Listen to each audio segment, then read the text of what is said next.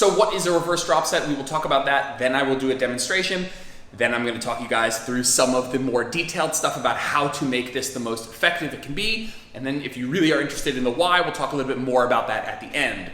So if you've done hypertrophy training or resistance training for any period of time, maybe you've done something called a drop set, where you do a regular set close to failure, and then you drop the load lighter so that you can do more reps. That is a drop set. We are doing a reverse drop set. So a reverse drop set is you're gonna do a regular full range of motion set close to failure, and then you're gonna increase the load. You might ask, how would that work? I'm gonna get tired, then I'm gonna make it heavier. Yes, because when you make it heavier, we are going to do lengthened partial reps. And so you're gonna make it heavier when you get tired. You're not gonna have to do full range of motion anymore. We're gonna work just in that lengthened portion of the movement where you guys will find out you can do more reps. And so for the sake of getting through this video and making sure you guys know what to do, I'm gonna do a demonstration. Then I'm gonna talk through the details of kind of how to go about doing this, how partial should they be, how close to failure, all that stuff. And then we'll talk about the why afterwards. So if you're interested in that, stick around. So I'm gonna be demonstrating with the chest supported lat pull down. Again, you'll see me do a full range of motion set. Then I'm going to make it heavier, and then I'm gonna go into lengthened partials, and then we will talk through all the details afterwards.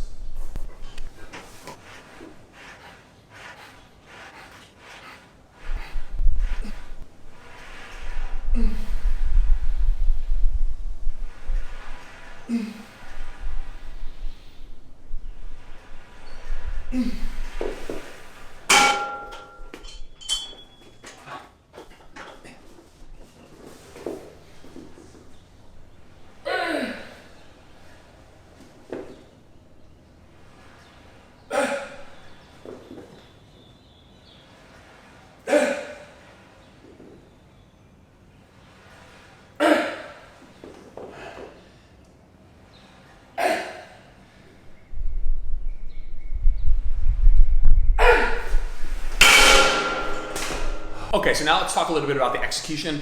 The first initial set that you're doing, we're gonna call that a buy-in set.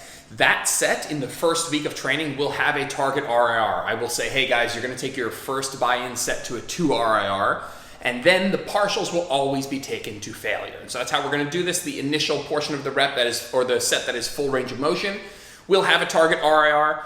We'll talk about progression in a second. That will have a target RIR, and the partials will always be to failure. The second question is, how heavy of a jump, how big of a jump should I make for the partials? The partials should be involuntary, more or less. And what I mean by that is you should make such a big jump or a big enough jump that the reps are partial because that's all you can do. And so I was trying to pull the weight down as far as I could, and I was just getting stuck in that shorter position because that's where I am going to be weaker.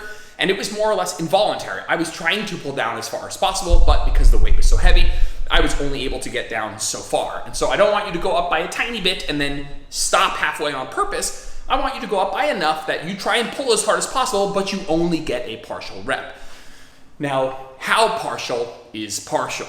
Partial is, it's a bit vague, it's a bit arbitrary, right? Full range of motion is very objective. We want to go here to here. Your partial reps are going to be in a range of motion that I decide. And partials, again, are arbitrary. It's not as objective as full range of motion. So I'll tell you right now, I want your partial reps to begin in the first half of the movement. And if you rewind and you watch my set, the first maybe 3 or 4 reps, I got about halfway down. That's where I ideally want you to begin your partial reps, and your set is over when you can no longer move the weight about 1/3 of the range of motion.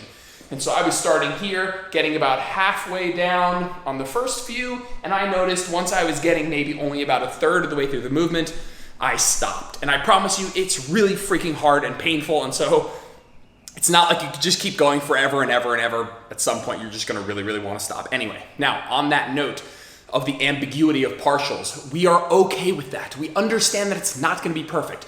The trackability of partials is not perfect because it's not as objective. It is more subjective, a little bit more ambiguous, a little bit more vague.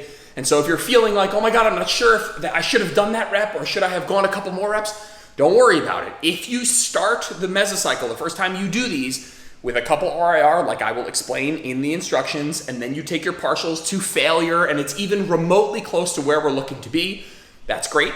From there, just focus on progression. Now let's talk a little bit about progression. How are you gonna progress with these? I'm gonna keep it very simple. The first time you do this, that first full range of motion set will be at a 2 or 3 RIR. Then you go to partials, and those will always be to failure. The next week, when you come in, you will try and progress with your full range of motion set first. And so I got 10 and I think 6 partials. Next time I come in, I will try and do 11 and 6 partials. At some point, I won't be able to progress with that first full range of motion set. Once I hit a bit of a wall with that first full range of motion set, I will try and add partials. So let's say the next week I get 11. But the week after that, I try and come in and I try and do 12, but I just can't because 11 is really all I can do.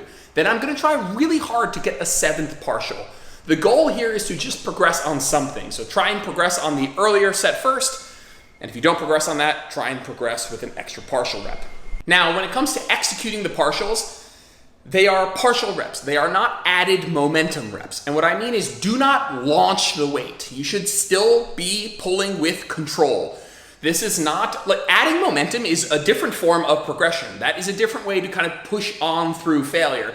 It's just not the tool that we're working here. So when you increase the load, I don't want that to be an excuse for you to all of a sudden add a bunch of momentum. If we were doing this with lateral raises, I would still want it to be controlled. I wouldn't want you to all of a sudden be adding a lot of momentum. So what I'm trying to say is once you move into the partials, don't let your tempo, your technique, your execution go to shit. It's just heavier in a partial range of motion. There's not added momentum here. It should still look good. Now, let's discuss a little bit more about the why. Why are we doing this? Well, what we know is that for hypertrophy, challenging muscles at longer lengths, on average, is going to be more hypertrophic, better for hypertrophy than challenging muscles in shorter lengths. However, it's difficult to do that with certain muscle groups and without certain pieces of equipment. If you take a regular chest-supported lat pull-down, that lat pull-down is always going to be hardest in the short position. There's nothing we can do with this piece of equipment or any other cable machine to make that exercise hardest in the lengthened position. And so that's not the end of the world because, with enough effort and progressive overload over time, it's going to be absolutely fine. However, using reverse drop sets is a tool that we can use to make that exercise hardest in the lengthened position. When I was done with that entire set, I was done because I was challenging the muscle here in a more lengthened position. And so that entire set, we could say, overloads the lengthened position or works the lengthened position or trains more of the lengthened position. All of those things in general across the board are going to be a little bit better for hypertrophy.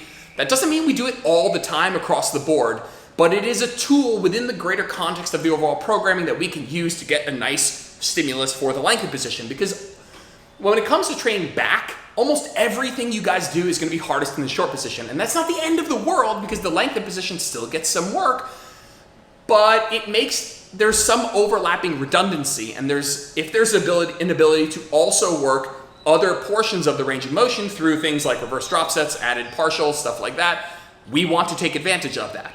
And so for some exercises, it's just difficult. For like training the medial delts, a lot of what we do is lateral raises. And if you don't have a cable setup and you only have dumbbells, it's extremely difficult to challenge this portion of the movement without using partial reps. And so that's one of the ways that we will use them. Back training for sure. Certain things for if you're in home bodies, we might use this even more. Because if you want to train the lengthened portion of a lateral raise, it's very easy to do with cables and nearly impossible to do without partial reps with dumbbells.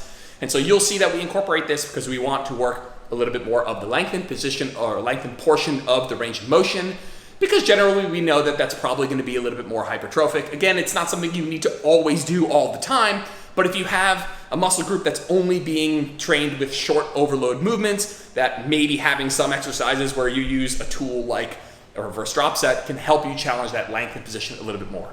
Long story short, after you fatigue in the short position, and for the chest supported lat pull down, the short position is the bottom. After you fatigue there, you can still do more work and get high quality tension up here in the lengthened position, but usually we finish the set when you can no longer do full range of motion all the way to the bottom, which again is fine and very easy to track, but using a reverse drop set is an opportunity for us to work further into fatigue past the point of fatiguing here, where you can still do some good high quality tension up here.